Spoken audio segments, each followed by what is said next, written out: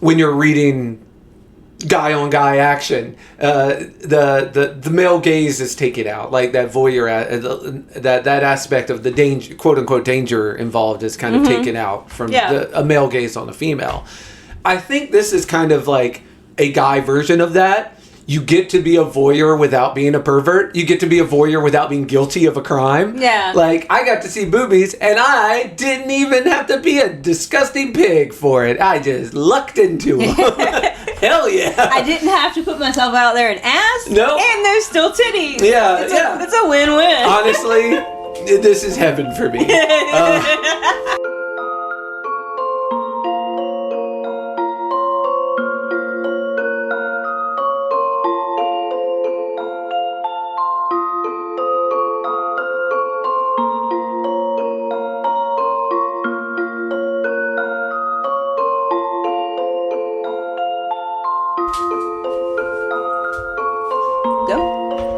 Hello, and welcome to Comic Dissection, an intersectional leftist comic book club podcast. Yeah, I'll get it eventually. Yeah, you're good there. Well, I've been doing this for like, I don't know, what, 2 years? Has it been 2 years? It's been a year and months at least. It's been, feels like forever. So yeah, being around me will do that to you.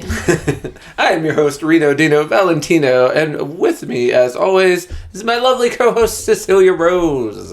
I'm here. That's the voice you hear saying "go" at the beginning of most episodes that I'm hosting. It's because I hit the button. Yeah, I'm in charge of all the buttons. Cecilia is the button masher and button master, and it just shows the amount of trust I have. This podcast could not survive without trust, and trust is what we have.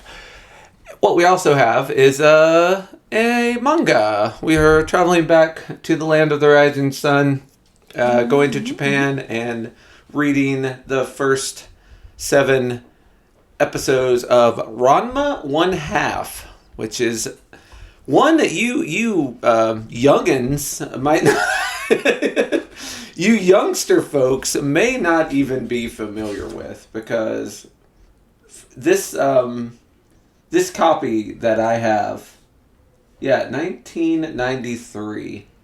Nice. Yeah, like that is some old shit. Or is that an 83? Holy shit. Oh shit, I was -7. It's not 83. Yeah.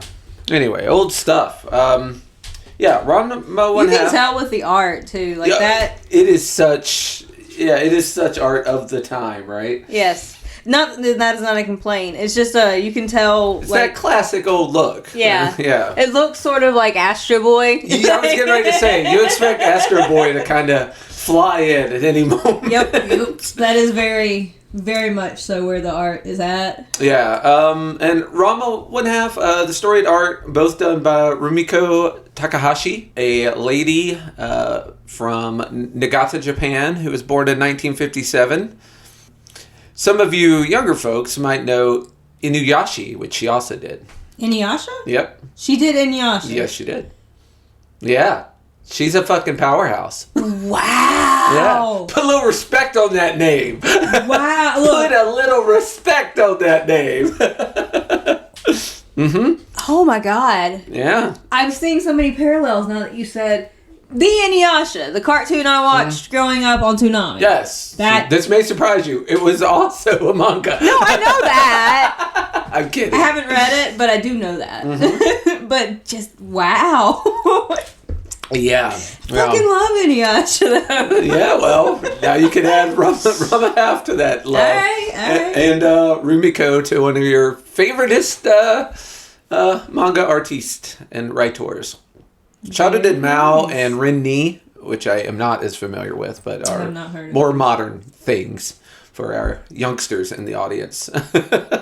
And yeah, right. And of course, like everything that's ever been done in Japan, it started in episodes of Shonen, and then of course got a full time. And it ran for 9 years, and it sold over 50 million copies, and was one of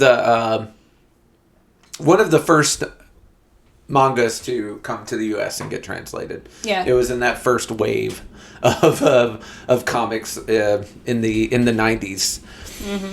and ended up becoming like a real huge like LGBT cultural touchstone for manga, both for people in Japan and people here in the United States. And I was looking up stuff about that because, and man, it is almost, and you don't see this on the internet much, but it is almost universal praise and universally positivity for Rumiko, for anyone that's read this series from start to finish. Trans people pull a lot from it. People who are gender fluid are obviously able to pull a lot of it. And like I said earlier, this is one of those things that, like, I think it ages really well, and then probably the fact, like I said, well, I didn't know at the time, but it was Inuyasha, but the fact that it was wrote by a woman probably helps a little bit. And there aren't enough representations in media of things like that. Yeah. Oh, absolutely not. Especially, and here's where we need to take this back. Especially in Japan in the 1980s. Are you fucking kidding me? Like, again. Yeah, I mean, this was, I mean, I do not think it is too much to say that it was really, it wasn't recognized at the time as this, but it was really, it changed like so much about manga and its perception, and opened it up to, you know, a class of people who, especially in the 80s and 90s, and of course, sadly, still in many cases today, you know, members of the LGBT community who otherwise might have felt completely ostracized from this manga Japan revolution that was sweeping into America. Like, there was not a lot of representation from there. I remember There's not a lot of representation, period. Especially gender fluid. I remember there's a book I've been kind of half-assed working on writing, and one of my characters in that book is gender fluid, and it is a interesting thing to try to write. Oh yeah. But it's just there's not enough representation. There's not enough places for people who aren't binary to see themselves. Yeah. Yeah, absolutely. And it's just a positive, slight spoiler that Akane and Ramna, of course, end up together. And Akane ends up loving all of Ramna, both the male and female parts. And that is just not, you know, like, now you've brought bisexuality into it. Now you've brought, like, even more, like... or pansexuality. Yeah, or pansexuality into it. Yeah, like, it touches on so many aspects of sexuality, and it doesn't feel heavy-handed. It handles it all with a lot of humor and a lot of, like, eye-rolling. Well, yeah, of course the stupid guy thinks that things are like this. Ramna also, he grows. Like, you can even see that in the first part just in that we read. Just in 7 episodes, he changes a little. Like, he realizes what it's like to be a Japanese woman in the 80s. He is not giving any, like, free will. He's not, it's thought he can't think for himself. He can't defend himself. He can't make his own decisions about who he is going to love at all when he is in the form of a woman. He can't fight. He's not a fighter. The idea is that whoever can best him in battle can be his lover. Like, he doesn't have any say in it. No one asked him. Yeah, no one gave him in his woman's form. And he grows to eventually become much more appreciative of his form. And there's a storyline briefly later on when one of the sisters of Mr. Tendo, the martial arts teacher, is, like, trying to figure out who to date. And Ramna is, like, trying to steer her towards dudes. Like, that is, you know, that is the way of it. A woman and a man, they date. And And, of course, it just, you know, backfires and blows up gloriously in his face. What else is it gonna do? So, for it being the 80s and you having to be slightly subtle with these things, I don't know. For me, it was extremely heartwarming because I had not read it in so long. And to find out how well it held up. And to find out that... Isn't it always nice whenever... The community loves it still. Well, that's true, too. But isn't it always nice, though, when you can touch back on something and you're like, oh, this wasn't embarrassing and awful. Yeah. It's like, I felt the same way. I don't have to make any excuses for this. That's great. I felt the same way rewatching Sailor Moon. Like, granted, there are parts of it that don't hold up, but the overall show, it's like, oh, like Sailor V in the manga we read was ACAB in the fucking 90s. Oh, yeah, like already. There's so and Sailor Uranus is non-binary as well. Like she has both. Mm-hmm. And there was a gay relationship, despite what they tried to do with the censoring. But there was a gay relationship in the 90s with it. Like, there's so much of it that, like, aged beautifully. Yeah. And I can watch it and be like, well, Mamoru probably should have treated Usagi a little bit better. But also, it's different in the manga. Yeah. And I can blame weird, shitty people. What's also interesting what did and didn't make it over here. Like, from serious stuff like that entire relationship to, I remember reading about an episode of Pokemon where, like, Jesse and James, like, cross-dress for some reason. They cross-dress so much. They cross-dress so much. But, like, this one got banned because I think Jesse was, like, jiggling his boobs, making fun of Misty for not possessing them. And yeah, so, like, you know, I'm not putting Japan on a pedestal. I realize that they're as problematic as every other country with these issues, but it was really nice to see this. And I've got one more little bit, and then we'll get into the actual comic. I was reading, and I came across this article called A Manga for the Transgender Soul by Rika Aoki. And in it, Rika was talking about how enlightening Ranma was. And Rika was considering surgery. Yeah. And was really nervous about it and scared about it, as you would be. Because if you imagine in 2024, the amount of stigma and fear that certain people put around the surgery and the hormone treatments and all of the things, if you are trying to transition from one sex to another, you can understand that fear and then take it back to, this was in the 90s, and so multiply it by like 1 million, right? Right. Yeah. And Rika wrote that Ranma one half helped them become much more comfortable with the idea of surgery, because Ranma was like, when Ranma changes, like, okay, I'm a girl, now what? Like, the nonchalance of the change for Ranma and how Ranma handled it made Rika much more, like, comfortable with surgery. And that's just one of, I kid you not, I was looking for, quote unquote, the other side, and found very little of it. And most, like, whenever there would be, like, I was checking Reddit boards, I was looking through. No, your boy did a little history on this one. And even when someone would comment, like, man, this is so anti-gay, anti-LGBT, like, every comment under it was like, actually, I think you missed the point. Here's why it's not. Blah, blah, da, da, da. And, man, it was, again, the internet doesn't agree a lot, and often it's on the wrong shit. Right. So this was, this was just a heartwarming place to be for me, and I'm super happy that it held up as well as it did. I would like to say I planned all this, but it was a lot of serendipity and luck. I got lucky. I got lucky, and I'm glad I did. Hey. And I'm glad we get to cover Ranma one half, because the only experience I ever... Have you ever heard of this or had any experience with it before this? Yeah, I want to say that it's probably been mentioned in relation to other things. Like in a list of 8 things that an LGBT person was recommending. Or even just like if you like this, you've probably also liked, and then, they'll list, like, it's probably been mentioned, but it isn't one of those things that, like, I've come across organically, and I probably never would have read it by myself. Fair enough. To be perfectly honest. Yeah. That particular art style is very Astro Boy, and, like, it is. I prefer... You can respect the origins without wanting to go back to them. Yes. Yeah, I can respect Elvis and the Beatles and Charles Buckley and, like, all these musical acts of long ago without wanting to go, Yeah. It's like, I understand you gave a lot to music.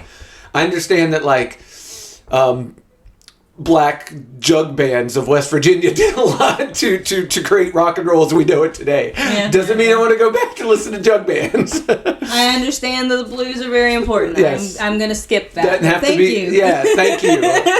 From the bottom of my heart, I would not have any bands I like without your influence, but I just can't. I'm going to say they took your genre, they improved on it. But it's not my particular type of art. Mm-hmm. And I don't, like I said, I wouldn't have read it by myself. Yeah. But it was good. It was very nice. I actually finished the whole... Yeah, the little book I have, which, just to tell you, it's so old that it's an English style book. Like open page 1 and read to the end. So they flip the entire thing to put it into, and this is from your pals from Viz graphic novels in the 80s and 90s. Viz. So so it is some old stuff. My only influence over it was back in the Blockbuster days. You could rent Super Nintendo games, and after they'd been rented out a bunch, they would sell them for super cheap prices. Mm-hmm. And there was a Ranma 1/2 Super Nintendo fighting game where you just had the different characters. There was Ranma as a boy and a girl, and then Kuno, of course, and all the girls, Kasumi and Nabiki and Akane. It was a really interesting because it was a anime style fighting game, and B, it had a large female cast in the fighting game. So it was, I would dare say, and this one I have not researched, so I can't speak for true, but I would guess it was probably pretty groundbreaking in that respect as a anime-based fighting game and having a larger female cast than most fighting games.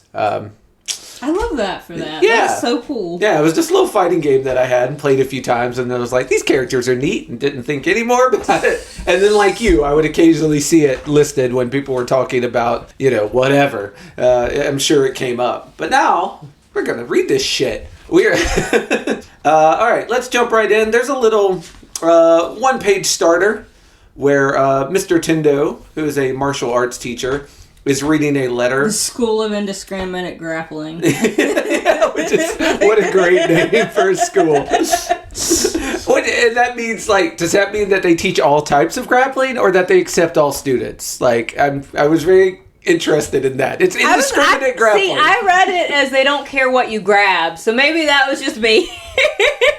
We will allow the sexes to fight each other. You're welcome.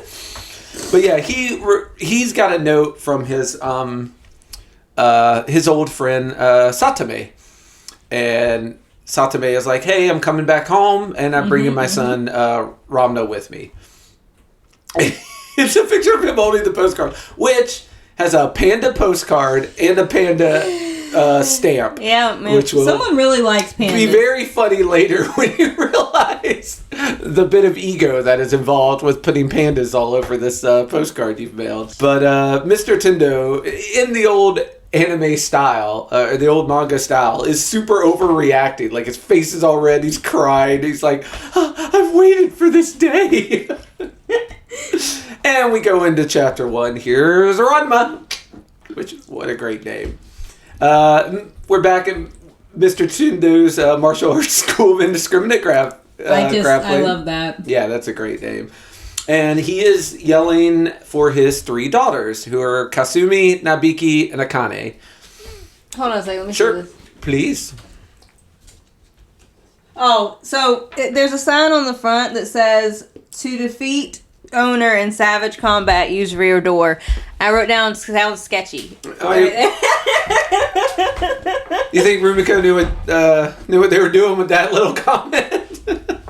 I mean, maybe. That sounds like the type of yaoi I like to read, though. So just let me know if there's a spinoff here. Rumiko, if you got some little edgier stuff, keep me posted. So, yes, and Kane's the last one to get home. Kane's out jogging. You get a brief understanding of these people. It's sort of applied early on that Akane is the person who has taken up the martial arts mantle of her father. Nabiki is often accused of being boy crazy, but I didn't see as much of that in this as Nabiki seems much more as the middle meddling sister. Mm-hmm. Like she's always got a scheme going. Or it's just heightening drama just for the hell of it. Just for the fun of it. And Kasumi is the oldest daughter, and she's the one who has kind of taken over the motherly role, the matron of this household. Since you can't have a manga without the mother being missing. Until you said that, I didn't even notice that the mother was missing. Yes. In my alarms went off. In American comics, you have to kill both parents. In Japanese comics, you only have to kill the mom. Why? Just the way it is.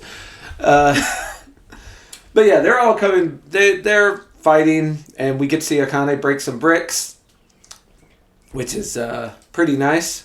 And Mr. Tendo invites them in and is like, "Hey, my friend Satome is coming, and he's bringing his son, Ranma. And it would be super cool if one of you would marry him." And here we meet our central plot. Yes. Tendo is trying to get one of his daughters to marry Satome's son. And this sort of reminds me of, I don't know if you watched a lot of Scrubs. Yeah. But there was a whole idea that JD and Turk were like, oh, we're going to have kids, and then our kids are going to fall in love, and then they're going to get married. I do remember this. Yeah. Because Tendo says it's about continuing the legacy of the dojo and stuff. But that doesn't... Maybe in the 80s it did need a male in the house. Like a male had to be there for their martial arts. Very patriarchal. Oh, yeah. For their studio to be taken seriously. It's like, well, one of you's got to marry Ranma and bring him into the fold so my martial arts, my indiscriminate martial arts don't disappear. And at the surprise of almost nobody, the idea is not met with smiles. Nabiki seems the most indifferent. Nabiki's just quietly drinking. She's like, I'm not participating in this. You cannot make me. Yeah. Akane is the most vocal. And Kasumi, trying to be the cool head, is like, Akane's right, Daddy. We've never even met Ranma. Mr. Tendo's like, that's easily fixed. He's coming into town today. And so then we cut to... A giant panda? A giant panda chasing a lady through the streets.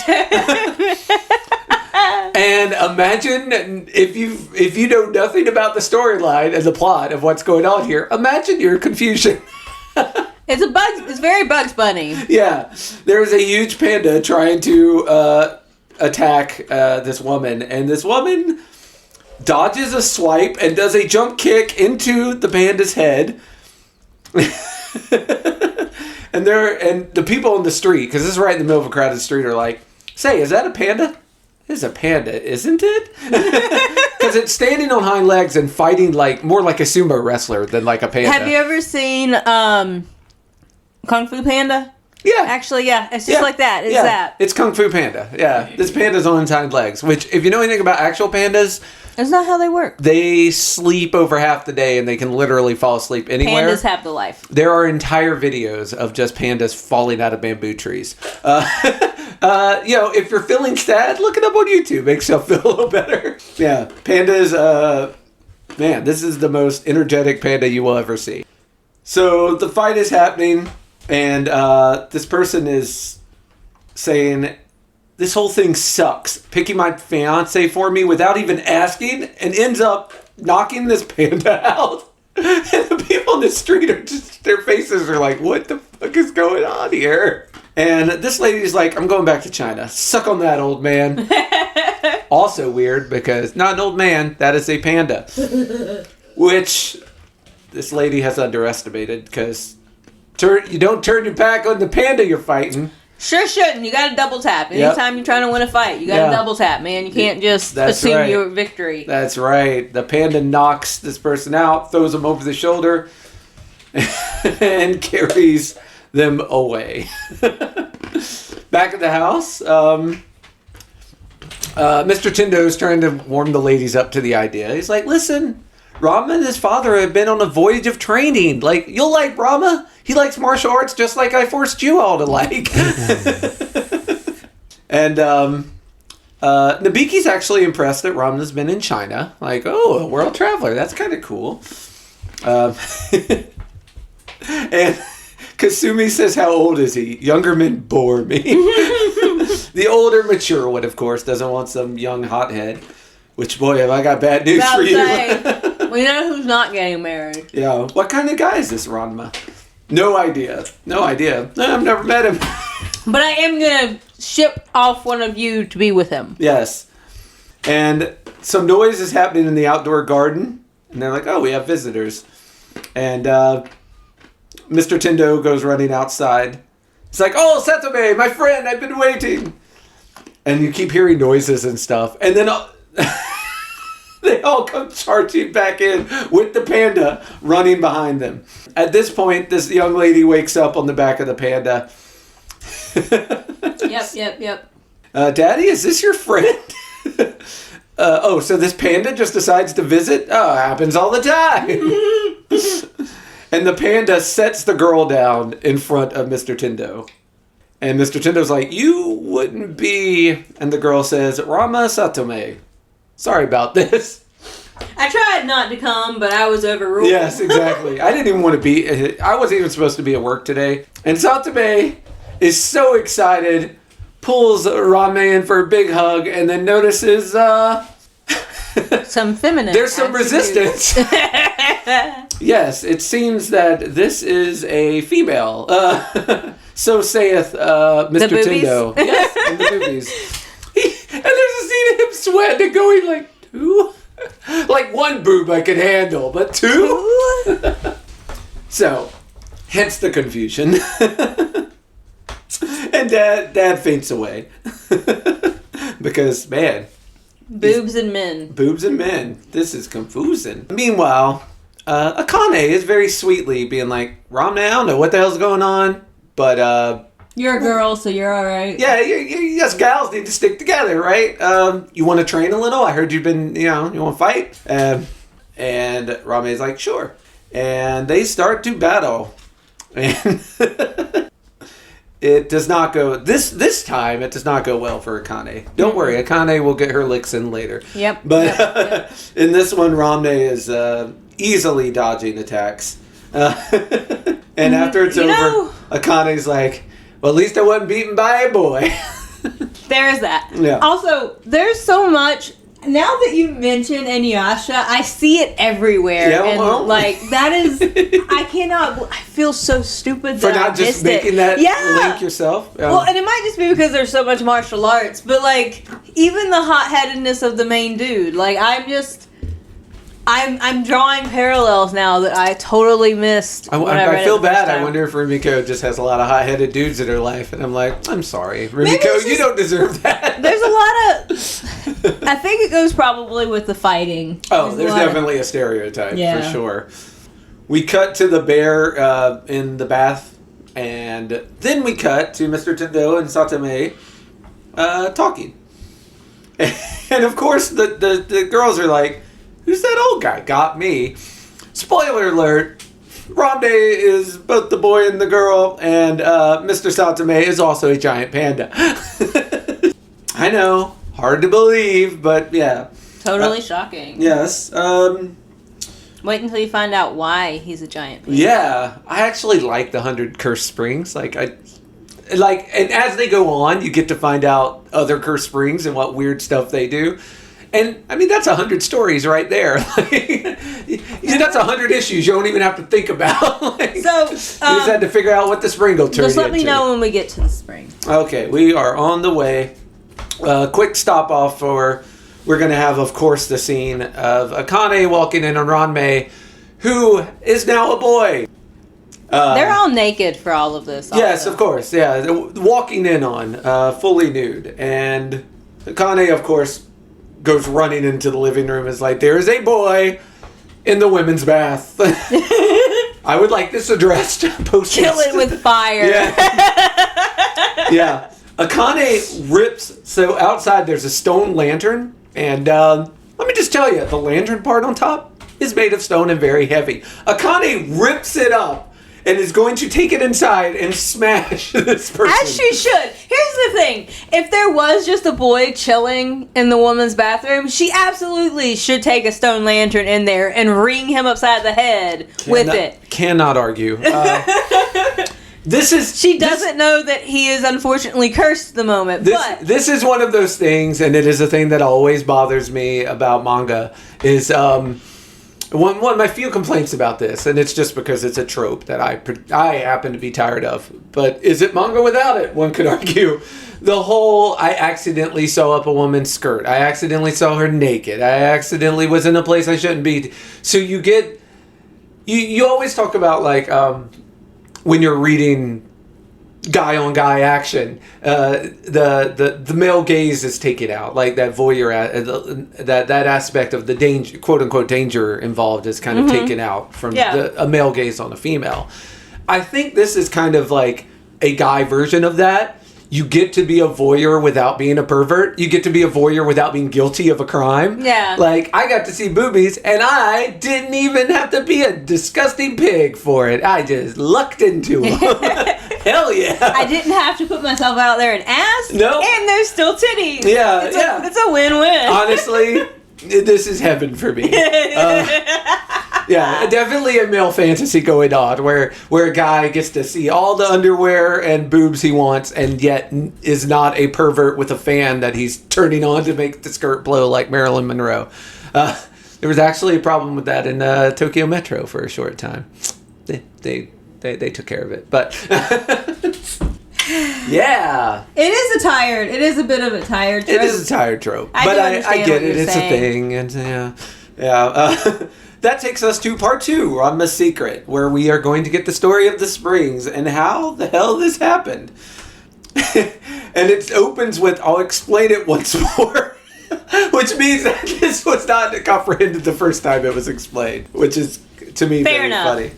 We got a nice shot of male and female Ranma for the cover of Ranma's Secret. And Satame's like, you know what's easier than me trying to explain it again? He grabs his son and throws him into the pond out in the garden outside. Ranma comes up, now he is a woman. And what we discover is that every time Ranma is put in cold water, Ranma becomes female. Every time Ranma is put in hot water, Ranma goes back to being a male. And that is the curse that Ranma is currently over. I bet most non-binary people who wish that this was as easy as that. Oh my God, right? Like, what a blessing. If this had happened to the right person, what a blessing. And it's also, and again, this is another thing where I think Rumiko is very clever, because Ranma does see it as a curse at the beginning, and as it goes on, he doesn't just come to accept it like you do like a wart on your finger. He comes to actually like love it. It's a part of him, and use it as an advantage. But at first, he has to grow into that. Yeah, he's a heterosexual male who is trapped in the body of a woman and is getting treated like a woman. Again, in 80s Japan. Not a great lot. He does not want that lot. Yeah. Women have it hard now. It only was worse when you start going backwards. Yes. And now, we have not addressed the furry community yet, but we're getting ready to, because Ranma kicks his father into that same pond of water. About to say, bitch. Yeah. Satame comes out as a giant panda, and the rules for Satame are the same. And this, Cecilia, is where we get to our springs. So they go to a place called the Cursed Springs, and I wrote down, why wouldn't you go play around in the Cursed Springs? Surely nothing bad will happen from there. You know, the stereotype of white people not knowing what's dangerous, how when there's a noise in the woods, some dumb motherfucker will go running towards the noise. It's me, I'm dumb motherfucker. Yeah. Why is this such a common Japanese trope, too? Because this is the second book that you have picked out that we have read, where the characters... I relate to people doing stupid things. Instead of having some fucking sense when they see bad shit, are like, let's go play in it. What? Why? Because you're a martial artist. You can't train in a fucking, like, in a mansion garden. You have to go where the danger's at. That's where your martial art training is complete. There has to be risk involved.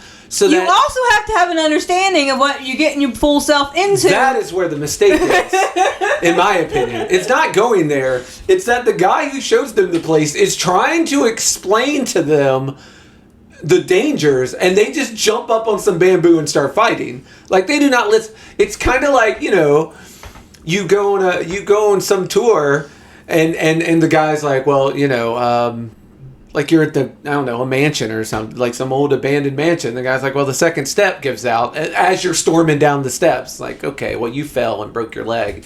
And you're going to sue them, but that's not fair. You should have listened. Listen to the expert in that culture, in that location. They know what's up and you don't. It might have been helpful if someone had paused and maybe could read Chinese before they went to the springs. Just maybe. Because he couldn't. And I'm just saying... Yeah, which we find out in a few pages later. Every spring has a sign. Why are there so many white people in Japan? This might be a heartwarming message, but apparently stupidity is universal. I'm seeing a lot of mistakes these characters making, and, they feel familiar. I'm like, hey, cultural divide does not exist in these instances. There's a very funny scene where the older daughter, Kasumi, is talking to Mr. Tendo, and she's like, Daddy, why are you friends with them? Mr. Tendo's like, they weren't like this before, okay?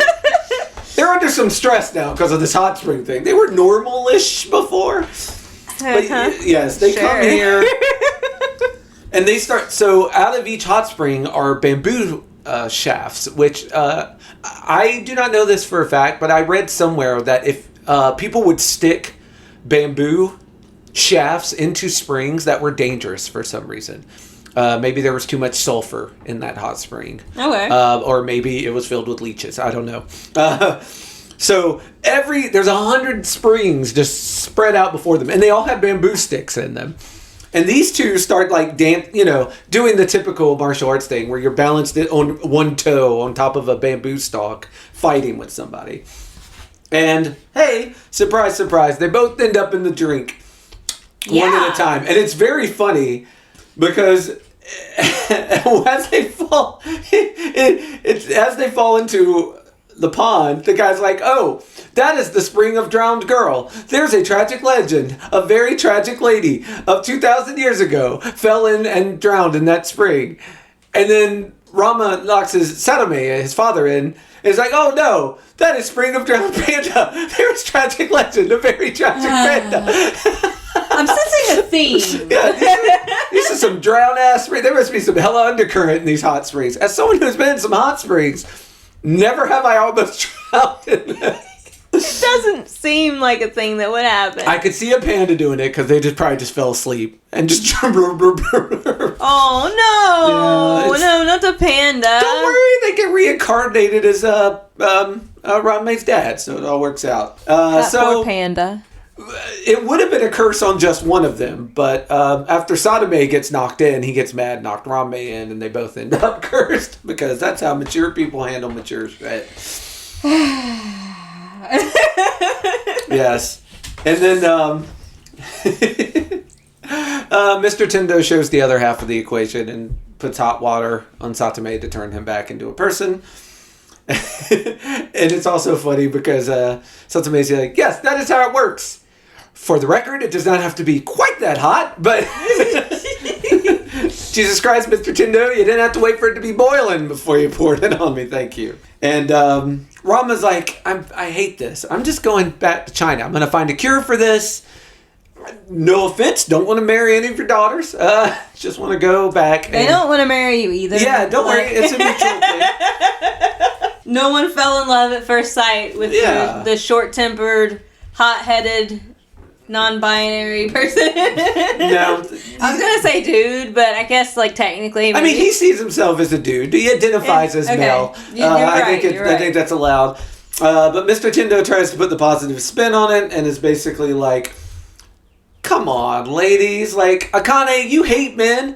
This dude's only half man. That is true for Akane. And Kasumi, Nabiki, wouldn't you want a dude who also understands what's yeah, Mr. Tendo's trying to put a positive spin on this. He's like, imagine a guy that can actually relate to being a woman. This guy's a godsend, ladies. Also, really need to continue my fighting school. So, if one of you could just suck it up. And everyone, the other two sisters vote Akane, which is very funny, because Akane is the least interested in dating, and certainly the least interested in Ramne. Akane is very man-hatey, and I love that for her. Well, that is a door that swings both ways, because Ramna, again, at the beginning of this, not too fond of the ladies.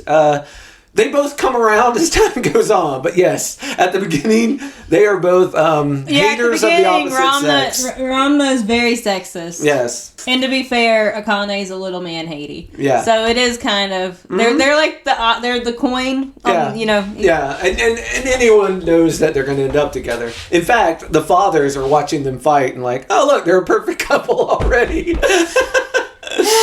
Akane says he's a perfect couple by himself. Damn.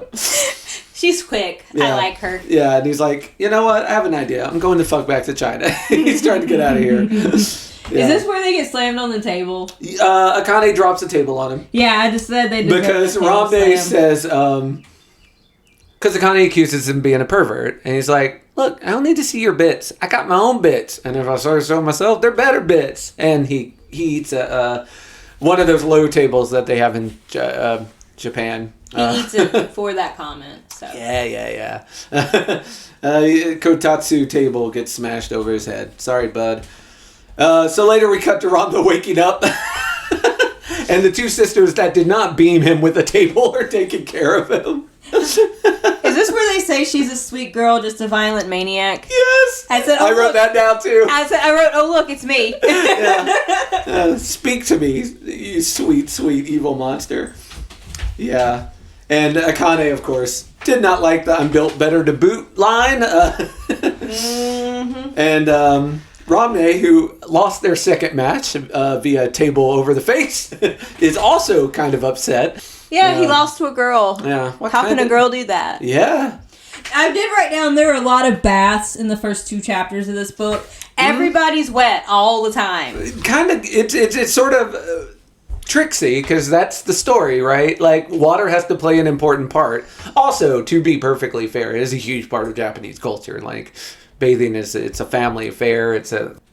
What you do is you take a shower, you get cleaned off, and then you fill. Usually they have like standing tubs that go like almost up to your neck, and you sit in it, and it's so hot. They've got the right idea. Yeah, it's so hot, it almost burns you, and that water is. I'm seeing no problems. Yeah, I'm a huge fan. Before I went to Japan, one of my like history teachers was talking about how he had gone to Japan for like a week trip when he was young, and he was talking about how hot the baths were. And so when I got to Japan, I was expecting them to be. I was like, no, this is how all water should be all the time. yes.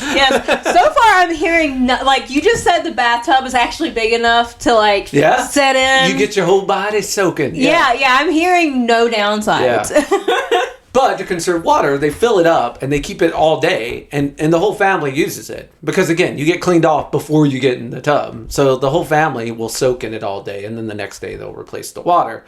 So it is actually, and probably more so than now. Like now in 2023, you've got lots of Americanized apartments that either don't have bathtubs or they're much smaller. Again, sad. But bathing and bathhouse, onsens, all hot springs, all of this is such a huge part of Japanese culture. Until you mentioned it, it did not even run by my brain that I was like, oh yeah, they are taking a lot of baths here. And I'm like, oh yeah, of course they are. They're in Japan.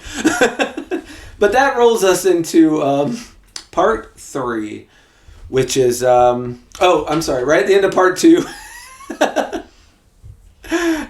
Satome, the final scene is Satome talking to Ramne, like, so she's got spunk. That just makes your fiance even cuter. And Ramne's like, cute, not the word. Meanwhile, Nabiki is talking to Akane, and she's like, but you were both girls, right? That makes it okay. And Akane says, okay is not the word. They might be a good match. Yeah, they really did, right? But at the end of part 2, they are not seeing it, let's be honest. We open up on part 3. It's titled, I Hate Men. Ranma's wearing a tank top with Ranma's name on it. I wrote down here, it's so cool that his shirt... his tank top has his name on it, so you don't lose it, I guess. You won't accidentally wear the wrong clothes. Yeah. And Ranma is utterly surprised by the fact that he has to go to school. And Satome is like, look, whether you like it or not, we're staying here for a bit. So might as well. You got to go to school. Yeah, right. And he's trying to walk with Nabiki. And Nabiki's like, you're Akane's fiance. You should walk with Akane. Yeah, don't involve... Again, Nabiki is just unbothered. Like, do not involve me with your mess. Well, I think unbothered, but I also think an agent of chaos. No, totally. I respect, mad unbothered respect. and loving the chaos. But yes, she's also just like, you're not... I am here to watch. Yeah. Do not involve me. Yeah. And just to make it fun, go walk with your fiance. Leave me alone. Yeah. Yeah, and Akane's like, we're not getting married. And Ramene's like, you're telling me. So they weirdly seem to be getting along as long as they talk about how they're not going to get along. So don't hang around me in school. Akane does not want him nerding up her life. And Ramna says, don't worry, I can't stand macho chicks like you. And Akane is getting ready to beat him to death with her school books. But is beat to it by Rame's father, Satome, who comes charging in out of nowhere. It's like, you can't be picky, you loser. You've been married this girl, blah, blah, blah. And of course, I'm sure that makes Akane and Ranma both feel like super great. Like, look, you're both losers. Neither of you can do better. Don't turn this down. And Ranma trips Satome, and surprisingly, they're walking on a fence right next to the river. You can't just walk on the ground like a normal person. It's part of my training.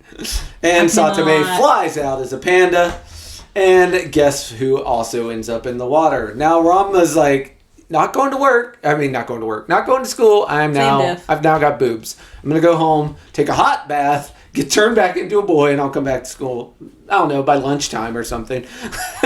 And Akane's like, no, you're going to be late. I'll just get a cup of hot water and turn you back. Like, that's a waste of everyone's time.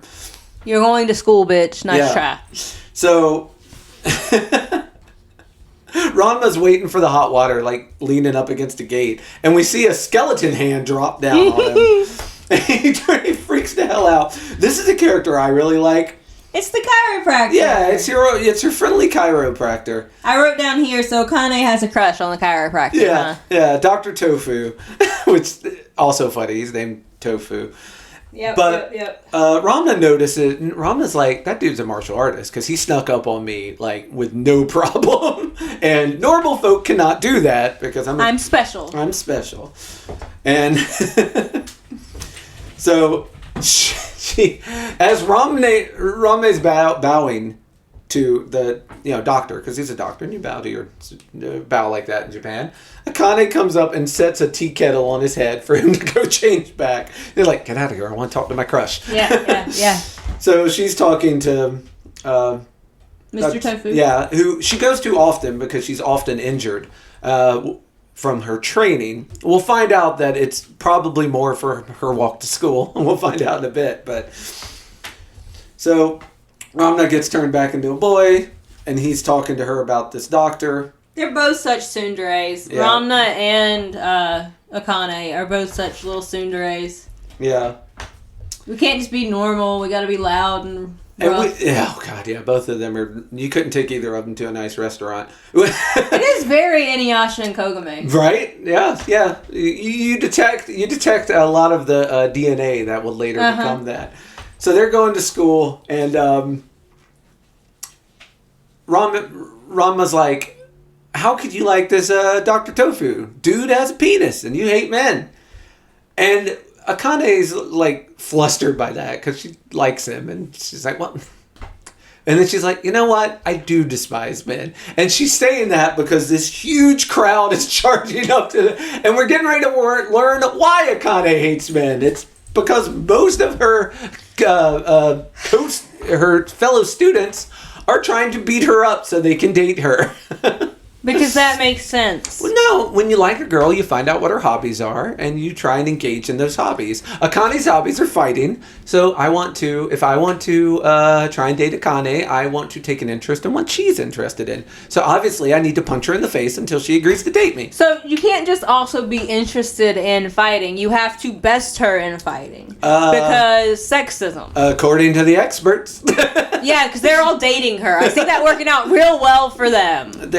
Actually, the only person she likes is the one dude who's not trying to fight her and makes her feel better when she's hurt. From these dudes. Literally from these dudes. Exactly. Yeah. I feel like And They're also missing an important kind ingredient. of a polar well, not really, because he is also a martial artist, but a He's polar very opposite. calm. Yeah, polar opposite to her, because whatever fighting style, it's not hers, because his is quiet and calm and like about quietly moving Very in kinda on people. ninja. Yeah, he's very ninja like. And again, like you say, he's a doctor. He's in the realm of health, and she's in the realm of hurting. And so, yeah, opposites attract in this case. So, Ranma is just watching from the wall as she just decimates. She destroys. I love her. She destroys the entire group. And then the other girls, the other two sisters are watching with some of their classmates. And one of the classmates says, "Your poor sister, every single day." And Nabiki's like, "Ramna, get in school." And here's where Ramna's kind of like, it's a little sexist, but it's also a little sweet. He's like, but Akane. And You're supposed to leave her out here to fight. And Nabiki's like, "Don't worry about it, Akane." She does this all the time. Every morning she does this. And she says, "Truly, such a boorish lot." But then we meet Kuno, the captain of the Kendo Club. Blue Thunder. Yes. Well, calling himself and absolutely no one else calls him Blue Thunder. I wrote that down. Yeah. He makes such a big deal about this nickname of being Blue Thunder or whatever. I'm like, no one calls him Blue Thunder. No, there's a literal Blue scene. Thunder is the name of a rejected Mountain Dew variety. Yeah, right. That was the original name for high voltage. They were going to call it Blue Thunder. And then the women are literally watching from up high, and one of them's like, "Blue Thunder, have you heard that? It's news to me." No one's heard it because he made it up himself. He decides he's going to be. So he comes in, he's got a rose in his hand, he's got his kendo stick. He's the head of the Kendo Club because, as I've mentioned before, in Japan, you got to be a member of a club, and a lot of them are fighting clubs. And Kendo, of course, using like swords, but they're like wooden sticks versions. So you're allowed to hit your classmates with them. It's great. It's a smelting stick from Harry Potter. Yes, and very true. So Kuno does the smooth, like, throwing the rose for her to catch. He thinks he's James. Speaking of Pokemon, he thinks he's James from Team Rocket. Fucking right. But I will also say, not nearly as good as James at doing it. I love James. He was I'd my have called boy. James Blue Thunder if he wanted. Yeah, I'd call James anything he wants. And Jesse, honestly. Hell, I'll call Meowth anything he wants. I'm a forward-thinking person. Whatever you want to be called, you got it. Yep. But yeah, I love James. The dude, the person who does his voice in America is so like that dude's smooth as butter. Is it James? Like the way he says his name, fucking gold. Anyway, this is not James. This is lame old Kuno, the captain of the Kendo Club, and he wants Akane to fight with him. And Ranma makes the mistake of getting within 10 feet of Akane, which makes Kuno's Other dude alarm go. jealousy alarm go off. Yeah. And then Ranma makes the mistake of mentioning that they're staying together. And then, now the fight's on. Like, You can't. You are with the girl that he likes. Yeah. What else can he do but fight over her? Yes. So, Because she's very interested but in him. Ranma, who loves a good fight, never won to bet. He's like, "Hell yeah, let's do this shit." He throws his backpack to Akane. He's like, "Yeah, I got this." And the unfortunate onomatopoeia of FAP is used. Nice work. Hey, and, I was thrown back to what we'll be reading next week. Yeah. In the 80s, probably not as, Sexually charged? Yeah. And this rolls us into part 4, Never, Never, Never. I love the titles. Yeah. Yes. So this weird rule of beating up Akane to win her heart. But now Kuno's got to get past Ranma. So they have a cool little fight, which I enjoyed. The first scene, he comes in with the sword slice, and Ranma is standing sideways on a tree. It's some very Crouching Tiger, Hidden Dragon shit. Yep. And Ranma is showing off, kind of.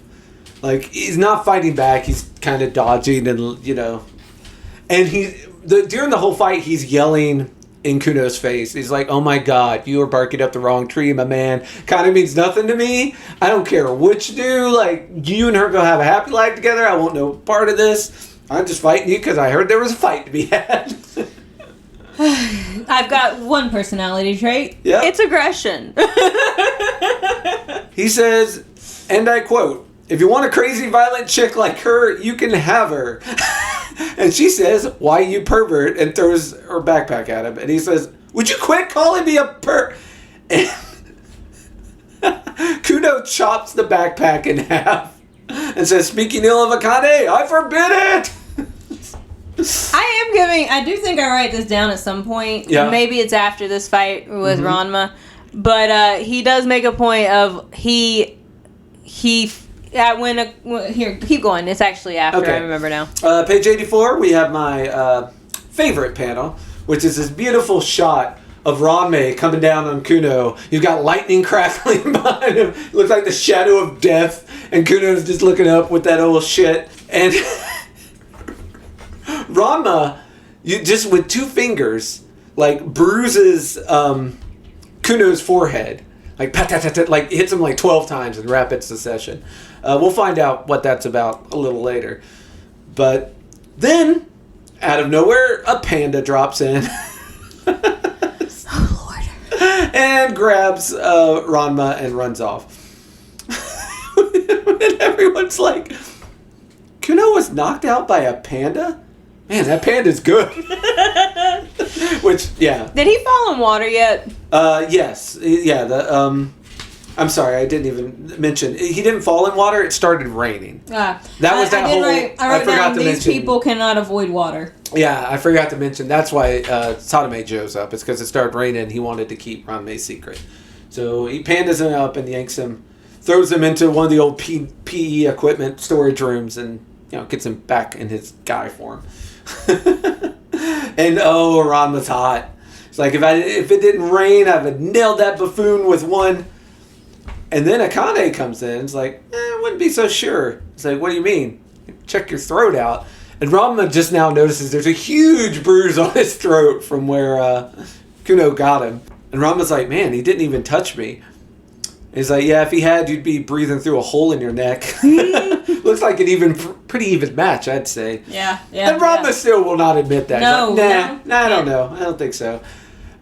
We cut to Kuno, and it turns out that Ranma has written buffoon on his forehead with his fingers, which I found very funny. And Nabiki starts sowing a little chaos, talking about how amazing it is, and wow, that's amazing. And then they get in an argument over how to spell buffoon, which I found very funny. That was cute. Yeah, And I was like, how do you spell buffoon? Same note. Page 88, I just wrote buffoon with a question mark because I don't know if I spelled it right. B-A-F-F. Yeah. B-A-F-O-O-N. I wrote B-U-F-F-O-O-N, but that might be Buffon. I don't know. Yeah. They spell it so many times on those next couple pages. Yeah, and so many, every way is different. One wrote Buffon, which I know is not right. Yeah. But yeah, it's not a common insult anymore, I don't feel like. Buffoon's kind of I haven't heard anyone called a buffoon in a long time. It's true. I feel like that's a Bugs Bunny insult from way back. What a buffoon. What a maroon. So, Ranma's introducing himself to the class. And, of course, him and Akane get put on cleaning duty. Children in Japan, all the way up through high school, actually, after school, they clean the school up before they go home. They take like 15 minutes and sweep and mop and like they clean up the whole place. Like they don't have they have a janitorial staff at Japanese schools, but they're more maintenance guys than they are like cleaning people. The students take care of their own school, which I like. Not to sound like an old fogey, but I feel like you get a lot more respect for something if you're in charge of keeping it clean. I'm not gonna argue. Yeah, I mean that has not been true at where me and Cecilia work, but I mean in most cases I feel like it would be. If you have to clean up your own thing and you're not an adult, you might learn something. And Akane, they also were put on mopping duty, which is the worst job apparently because they were both late for class. Akane blames Ranma because she has this fight every morning and I she's finish never it. late. Yeah, I finish these fights. And Nabiki lets it slip. You can't see. I'm using heavy quotation mode.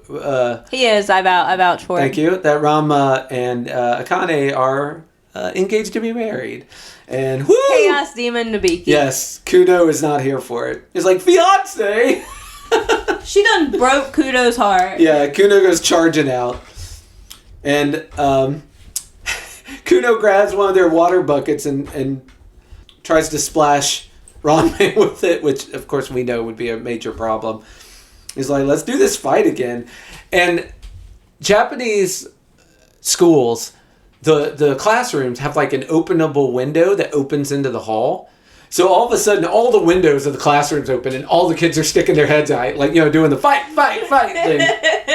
Which, of course. Yeah, how could they not? Yeah, so Ranma's like, all right, we'll fight, but not here.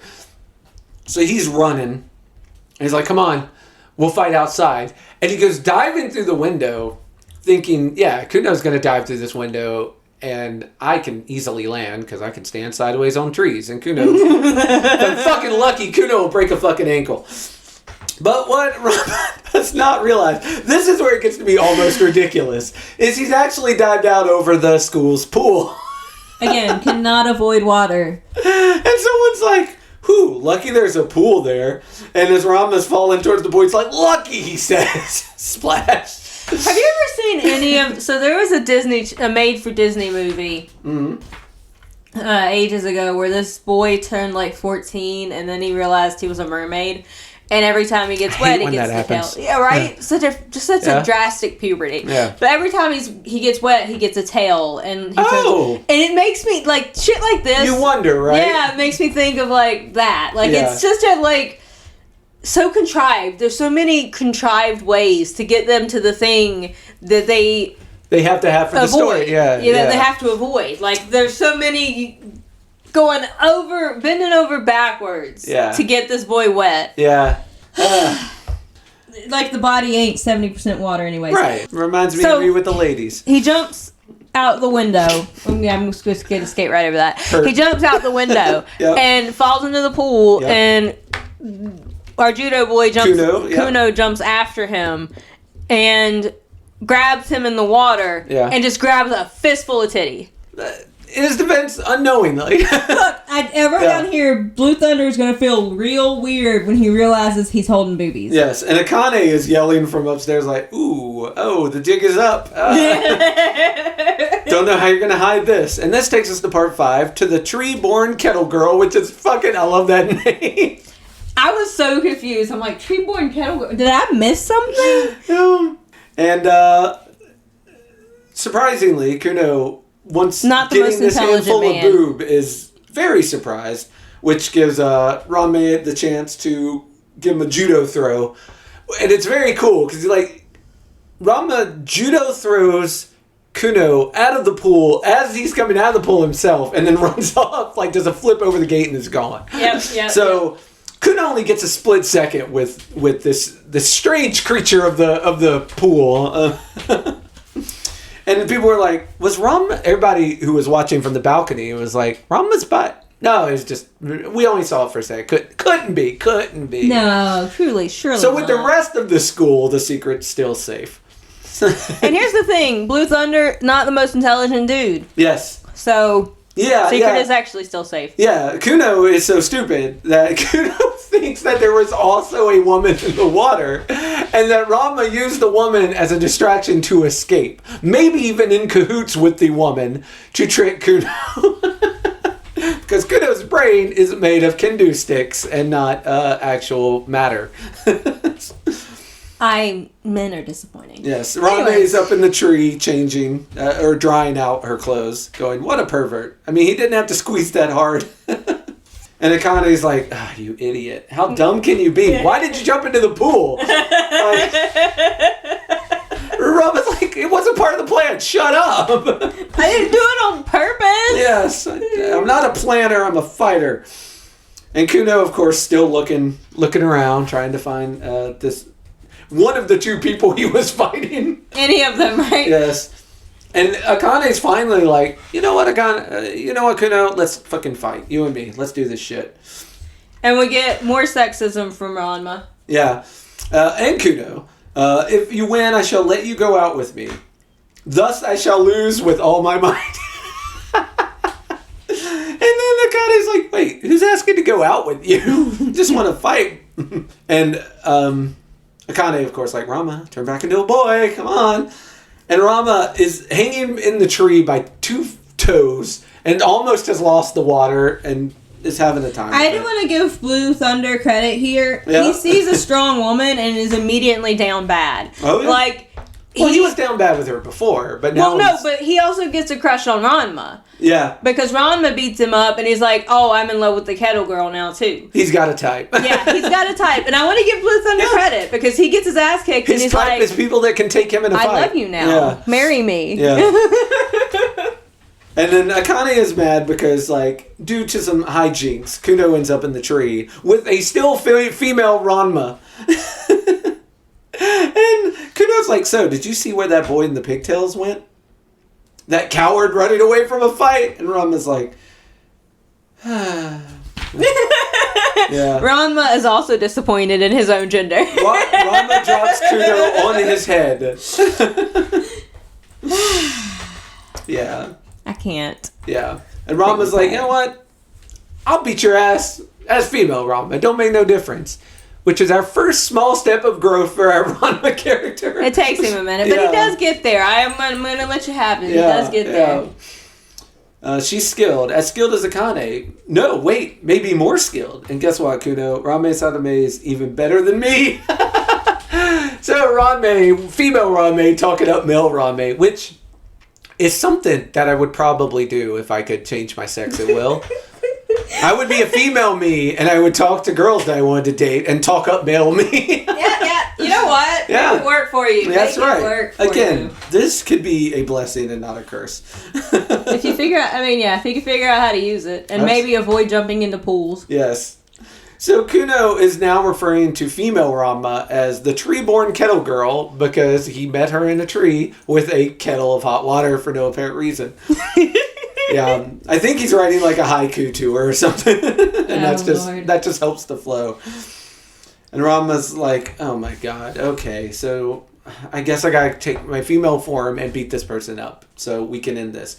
Which, man, somebody has not been paying attention. Someone has not figured out how this works. Ranma is still of the impression that, like, if I beat you up, that'll end this whole stupid thing. Like Akane hasn't been kicking all these dudes' asses every morning for a year now. Yes. Like, so Kuno does a toss, and Ranma's waiting for the hit, and it's a bouquet of flowers. And Kuno straight up, let's also give credit where it's due. Fucking, and pardon the pun, but he pulls no punches. He's straight up, yeah, I love you. And then, here's your flowers. You know. I'm making a declaration, yeah, this is the best, and Kuno can't keep this up for more than 2 minutes, but this is the best non-pressure way to, like, ask a girl out I've ever seen in my life. Throw her a bouquet of flowers from a safe distance, yell I love you, and walk away and let her do with that information what she will. This takes us into part 6, Body and Soul, which great name for an album. Ranma is having a nightmare in which he is a woman and can't change back into a boy, and Kuno is trying to date him.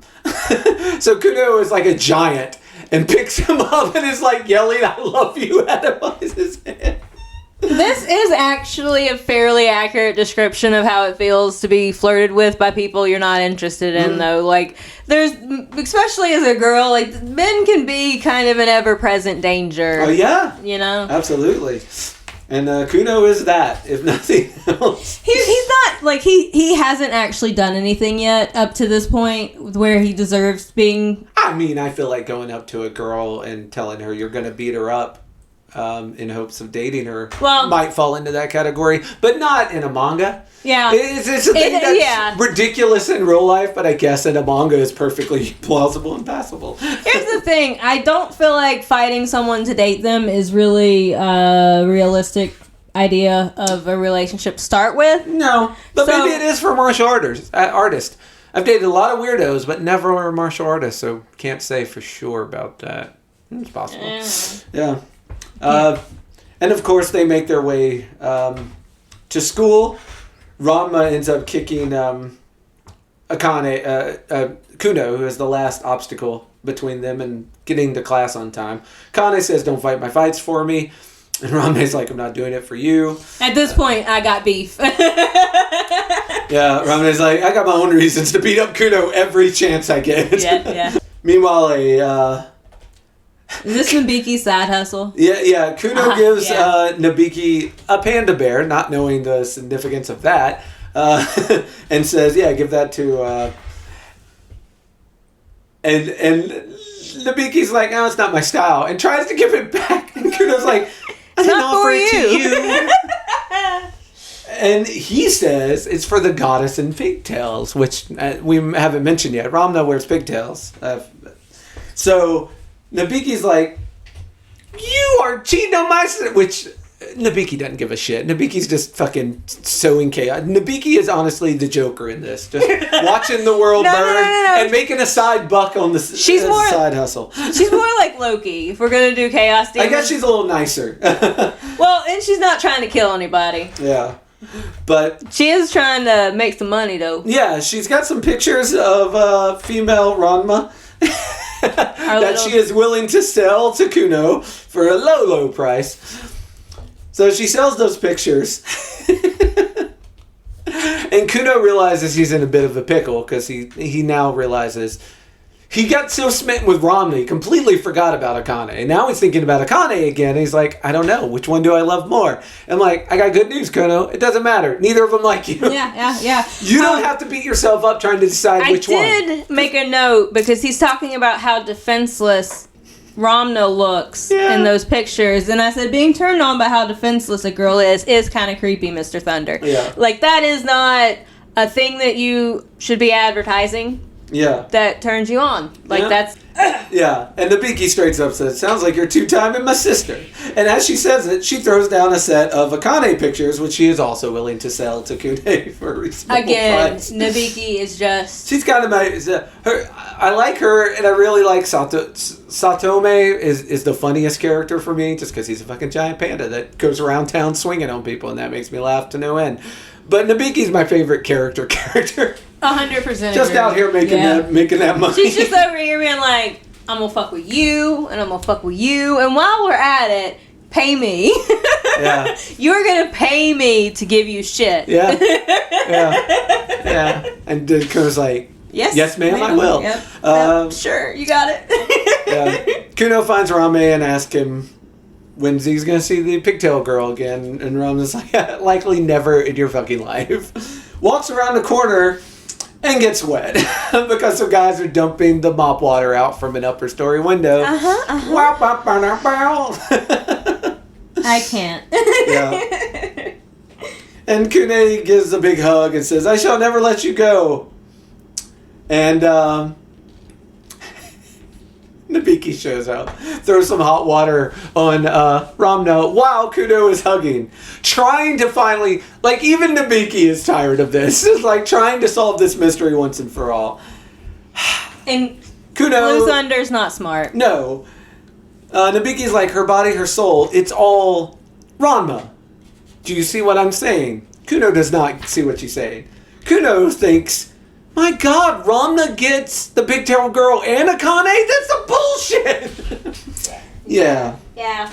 Yeah, so does Kuna think that Ramna is torturing the pigtail girl? Like, what does he think is happening here that, like... He thinks she has seduced him with his snazzy ways, I think. Like, it's that whole I'm a nice guy and she's with a jerk, kind of, I feel like. Ugh. So the fight is engaged, and all the pictures that Kuno had stored in his... He's now dressed in his gi, like his battle attire, and it all goes flying out of his pocket. And Ramna picks it up and sees that they are pictures of Ranma in female form. Ranma has, of course, turned back into a male at this point. He is fighting Kuno for getting the female Ranma, the tree maiden. He's like, if I beat you, you will forget her forever, okay? So they're in the middle of the fight, and Ranma finds pictures of himself, which brings us into our final part, part 7. You'll understand soon enough, which turns out not to be true for Kuno. No, he does not get it. So the fight is engaged, and all these pictures are flying around. So the pictures of both Akane and Ranma are now scattered all over the floor. And Kune gets a nice shot on Ramna, because he's like, you look elsewhere in battle, you do not take me seriously, and gets a shot off. And Akane's like, oh, damn, this is bad. Ranma rolls to a stop at Akane's feet. She is in a little dress, and she says, I think you should know that when he battles a male opponent, upperclassman Kuno is very skilled. So he's not going to take it easy on you because you're a guy right now. And again, he's a little sexist. And Ranma's like, oh, I think you should know that blue panties really don't suit you. And now Akane can safely call him a pervert. Finally, the pervert label has applied. I wrote down... Through the first 6 issues, it seemed a little unfair. And now I'm like, guess what, Akane? You now got a ticket to ride. I did write, don't peek up women's clothes, you creep. Yes. Why, like... But don't worry. Here's the thing. Revenge is instantaneous as Akane kicks him in the head and says, go back and die. Here's the thing. Mm-hmm. As you said before, the voyeurism of accidentally walking in on someone is one thing. Yes, that was purposeful. Which is why I'm now totally okay with the pervert comment. Again, it was unjustified. It is now extra justified. But the fight continues. And just the air pressure from their fight destroys this like stone tablet with like had the school founding on it. Like most Japanese schools have like a stone thing outside that says when they were founded and other important details. So the fight continues, but Ranma finally, with a very strange like crane kick to the top of Kuno's head, gets the win, and Kuno gets knocked out. Poor guy. Yeah. There's a funny scene where Akane's like, oh my, each blow has hit a vulnerable spot. And it's a picture of Kuno, and there's just footprints up his entire body. And I'm like, I guess. If his vulnerable spot is his body. Yeah. Now, Ranma has to explain why he has pictures of Akane. And right after that blue panties comment, he's going to have a lot of trouble clearing his name. Yeah. Yeah, that was a bad time to make that joke because now you've been caught with a bunch of pictures. Not only are you looking up her dress, you've got pictures of her doing shit for no reason. And for someone who's over here yelling about how you're not interested in her, that's a little sus, buddy. Luckily, a little sus. Ranma's like, there's pictures of me too, and they were all on that guy. And Nabiki, showing she's not completely heartless, steps up and says, yeah, that was me. I was just doing a side hustle. You know how we do. And everyone yells at Nabiki, and we move on. How dare you, my own sister. Yeah. And Ranma, once again, Ranma is nothing if not proud of his female form. He's like, as if anybody wants pictures of a dorky girl anywhere. I don't know how you'll ever find a husband. Now, me, on the other hand, he's tapping one of his pictures. The next scene, they're in the hospital because Akane has almost killed him. Dr. Tofu, a patient for you. I love her. Yeah, he's like, this is astonishing. The wound from the sword is nothing compared to these other dislocations and contusions. And I love that she did more damage. She's blushing and looking down. I love that she did more damage than a sword. Yes, this is brutal. What kind of thug did this? And Ranma's like, a dorky girl did it to it. Like, he's going to say Akane, but then he's like, a dorky girl did it. He doesn't rat her out. But it doesn't matter because Dr. Tofu immediately figures out that Akane this looks like Akane's work. Yeah, I give Ranma credit though. He tried he tried to not narc. Dr. Tofu's like, I had a feeling. He thinks it's very funny. The way this joint's twisted backwards, for instance, that's Akane's touch, all right. And Dr. Tofu says as he fucking cracks his arm back into place. Yeah. So he adjusts him. Yeah. And he tells both of them, take it easy. You're kids after all. You got your whole life to break all your bones. Ranma is super surprised because he's like, stop doing all this stuff. It hurts. And Dr. Tofu's like, does it? Does it still hurt? And Ranma's like, wait, no, it doesn't. Damn, you're a good doctor. I like Dr. Tofu. Yeah. And as he's leaving, he's like, look, fiance or not, like, I know the story of how you aren't into this marriage, but fiance or not, do try to get along with Akane. Yeah. He's like, look, it's not like I start the fights or anything. I just say a horrible thing and then she beats me up. She just overreacts to every little thing.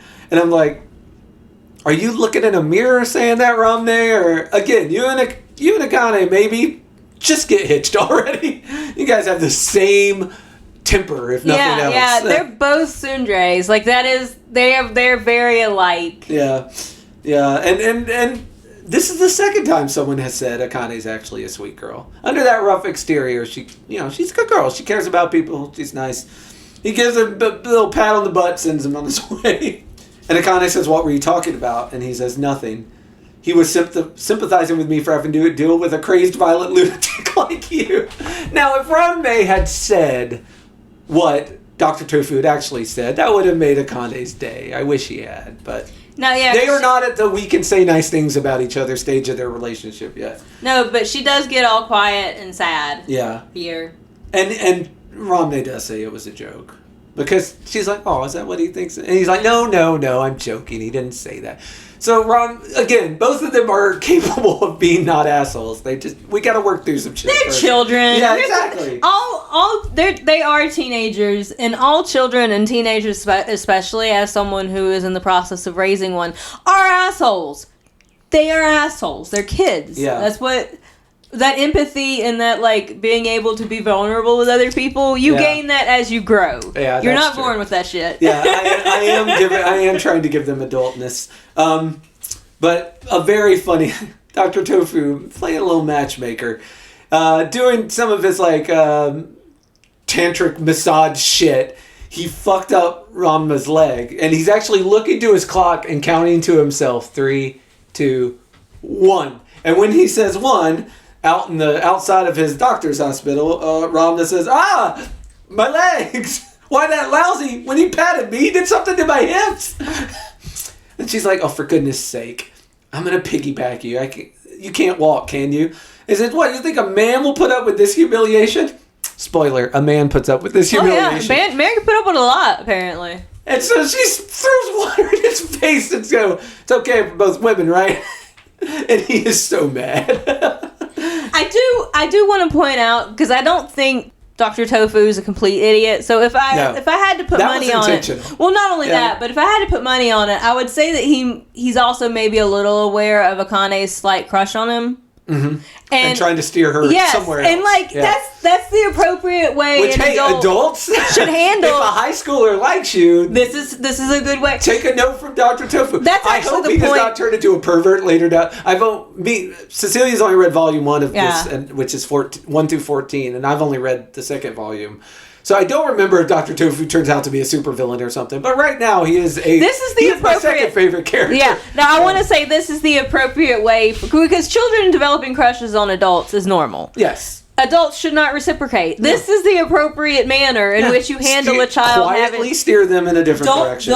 Don't make a big deal about it. Don't give anybody any shit. You let little kids have their little crushes, and then you turn them slightly and be like, "Hey, look, here's someone is an age appropriate. Here's someone your own age who doesn't seem horrible." Yeah. I'm giving Dr. Tofu credit here. Hopefully, I won't have to retract that later. Yeah, as we read further on, hopefully we won't have credit. But Ramna's thinking back to what he said, or what Dr. Tofu said. She's really a very sweet girl. You'll understand soon enough. And Ramna thinks to himself, "Not yet, buddy." Maybe I will, but I don't yet. I am blatantly refusing. Right. She's carrying me home, but she did splash me with water first. I also wonder if female Ranma weighs less than male Ranma. Yeah. So it might have been just a favor to Akane's back. They do make a point that female Ranma is smaller. Yeah. So maybe. Akane might have just been doing Akane a favor as well as Ranma. It's like, look, you don't want to be carried as a dude? I don't want to carry a dude. They're heavy. So... Yep. And that ends our first foray into Ranma 1/2. Yeah, what were your thoughts, Cecilia? Actually, let me go ahead and ask you the question. Do you think, and this is a very simple one that I think may be more complicated than, but do you think that Ranma 1/2, do you think it deserves the credit it gets as being like an LGBT manga touchstone that it has kind of grown into? I'm a spoiler. I'm gonna go ahead and say I think it's all very well deserved. I think Rumiko did something really amazing here, especially again please, everyone, all listeners, keep in mind the time period of this. This is 1980s. And I know we were dealing with Reagan here, but things were not that much better in Japan. They were going through a boom and a crash because there was a Reagan time... Reagan is on my time machine hit list. Oh, boy, he might be above Hitler. He might be my number one. No, my number one is Andrew Jackson, just because I've spent so much time hating him. He would be the number one that I would time machine hit list. It's fair. Then Hitler, and then Reagan. Reagan is top 5, though. Also Phyllis Schlafly. I'm going to tell you something. I was having the time machine murder conversation with someone else, and this is something that I mentioned that I think is a really good idea, and I'm going to spread it to everyone who may come into a time machine and want to murder someone. Start with someone recent. Like, hit a Tate, hit a Trump, hit a Shapiro. Like, hit somebody from recent time and see how it fucks things up. And then move a little further back. And then move a little further back. And because if you go way, way back, if you believe at all in, like, the butterfly effect, then, like, the changes are going to be drastic and possibly, who knows how bad. I don't know if you've been listening to the recent Dune episodes of Knowledge Fight, but one of the things they talk about in the story of Dune is that the main character ends up getting like all knowledge of the future.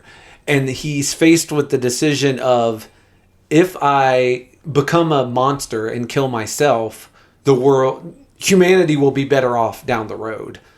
But I will be reviled. Like, basically, I will be Hitler. But if I don't do this, humanity is doomed in the future. And I thought that was a neat thing. And I was like, oh, man. Well, since we don't have the ability to see all possible timelines, we should start with killing people who are less far back. Yeah. Like, Start with someone really young who hasn't been on it. Like Nick Fuentes. Kill Nick Fuentes. With the time machine, hypothetically, not actuality. You can't try me for this. And then we are talking about a time machine hit list. It's true. And then see what happens. And then if things look a little brighter, then go a little further back. Get an Andrew Tate. And then see how things look, and then go a little further back, and this is a fair Trump, point. yeah. I would just go back because I don't know how much stock I actually put in the butterfly theory. I'm just gonna go back to Cain, of Cain and Abel fame, and just knock the first murder off. I'm gonna murder the first murderer, and you know what? Even if it doesn't make the world better, I get a lot of gangster cred for that. I have spent a large majority of my time hating Andrew Jackson. Yeah. Because of the Trail of Tears. One of our founding fathers. How dare you? How dare you? I said Andrew Jackson, not Thomas Jefferson, although if I got a time machine and I'm doing some stuff. But I don't know how much stock I put in the butterfly theory, and yeah. I despise Andrew Jackson's existence. I know, so, but just test it. Just test it. I mean, I'm not saying I wouldn't. Yeah. I'm just saying that no matter the repercussions, I might still time machine hit list him. Yeah. But that is far from the question that you asked me. Right. So. The question was... was Ranma 1/2. Do I think it deserves the credit that or it maybe gives? a better question is, where would you put it in the... So far... Having only read the first volume, and I did finish the first volume, and it's 14 issues. It is 14 issues. Yeah. I enjoy it. Like it to me, it does seem like a very progressive and forward-thinking kind of ordeal. Like it's very Ranma is dealing with his own inherent sexism, which is a very interesting thing to put on a character, and he does get to actually learn from both sides. He's starting as a very macho dude with as a lot macho as they come. Yeah.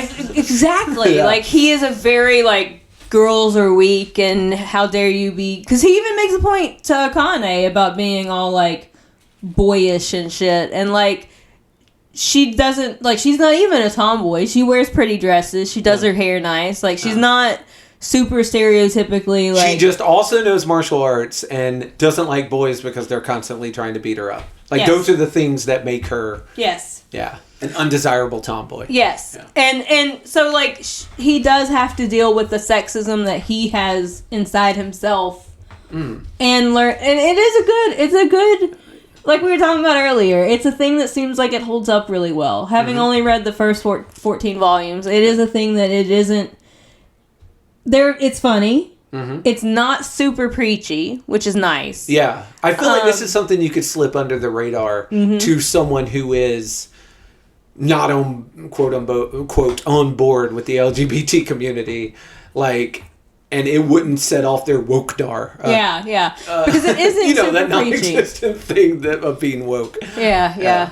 It isn't super preachy. You are getting interesting, just like the giant Blue Thunder dude. Like when he's dealing with the attentions, the unwanted attentions of a dude. Yeah. He's getting that. Like, it is a interesting, like I can't think of the word. It's an interesting look into all of that, and it holds up well. It's not super sexist. It's not low. Like, there's no point in which he's not attacked for being half and half. Yeah. Like, there's none of that shit happens. Notice how Mr. Tendo, Kasumi, Nabiki, Akane, everyone Akane hates him for being a dude. Right, but everyone accepts him for what he is.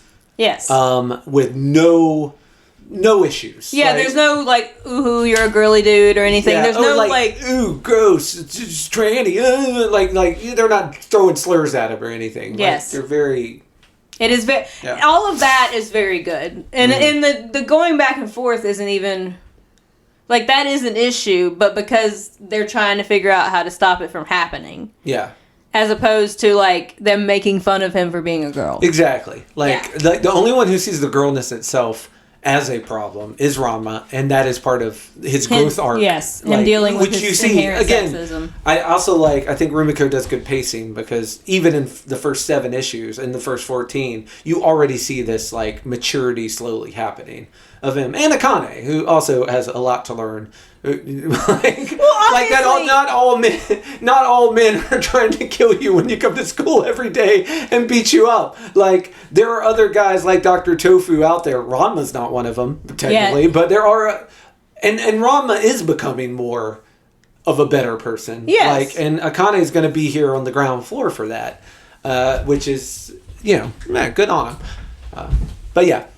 I agree. I agree completely. I dare say. I can see this being an important touchstone for, and if nothing else, just because there is a character who has, even if they don't want it at the moment, a non-binary existence. Yeah. I can see how that could be nice for people on the LGBTQ spectrum. One other thing I forgot to mention, but I'll mention now, when I was looking into the LGBT's embracing of this manga, is that they were talking about how, like, I actually, in the same way Ranma is put into a woman's body, but as a man, and it's no choice, like, Ranma has no say in the matter. Like, I did not ask to be born lesbian, trans, or even like, non-binary. Assigned female at birth when I'm a man. Yeah. Assigned male at birth when I'm a woman. Yeah, like, any of the, like, from any non-cis hetero thing, like, sorry folks, like, these are not choices for 99% of people who are going through this. These are what their hormones and their body is telling them. This is not a thing that they're just on a whim deciding. And Ranma in that same thing, like, a lot of people from the community saw that and said, wow, that's exactly how this is I feel. Like, I rage against the injustice of it. I hate the part of me that isn't the part of me that I want to be.